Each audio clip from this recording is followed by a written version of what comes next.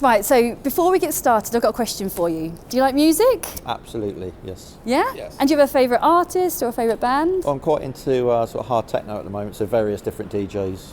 Brilliant. And you, Simon? I've got a softer taste of music. I'm into Lewis Capaldi. Good choice. Now, I want you to imagine a future where you couldn't listen to your techno or Lewis Capaldi, and you can't have conversations, and you struggle to communicate with friends and family. And you know, we are at risk of that in the world that we work in when we're exposed to high noise levels. So have you ever experienced a time where you've had ringing in your ears, or you've finished work and there's been a little bit of muffling? Absolutely, yeah. I mean, going to various concerts from being young up to a few years ago, yeah. You know, ringing in the ears for hours. And have you ever had that side? Yeah, I think everyone has. Yeah. So this type of thing you hear when the ringing in your ears is called tinnitus. And that is a sign that your body is warning you that your hearing has been damaged. So do you know what part of the ear is affected by noise? I'm not sure. So on my ear, it is this tiny little bit here called the cochlea, which is like a snail-like shape. So inside the cochlea, there is tiny little hair cells, and these are really, really delicate. Now, what happens when you're exposed to really high levels of noise? Those hair cells get damaged, and it's irreversible. You can't get those hair cells back. Now, at points like this, you probably won't notice those little bits of exposure, but over a period of time, and particularly as you get older, you might find that your hearing becomes impacted.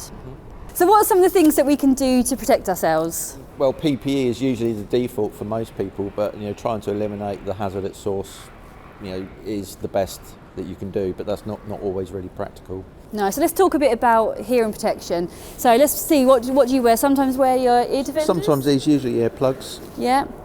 So what's really important about your ear defenders is making sure that they fit properly and you have a really tight seal.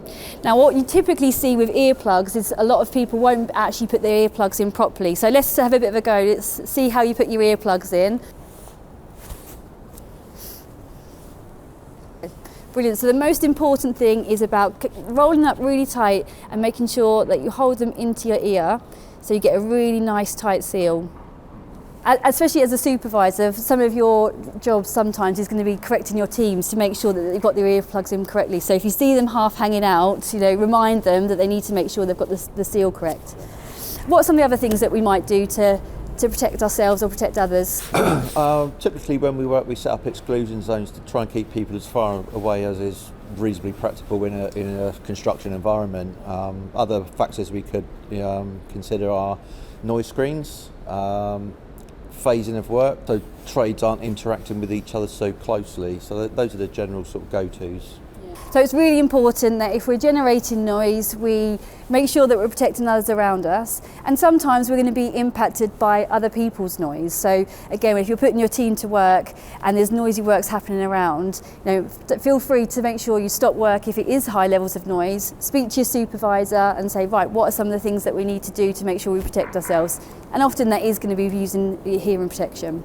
So thank you both for your time. You know, our hearing is not just about protecting ourselves today. This is also about protecting ourselves for our future. So that future where we want to be able to hear Lewis Capaldi and the techno, where we want to be able to have those conversations with our family and laugh into our future. So thank you both for your time.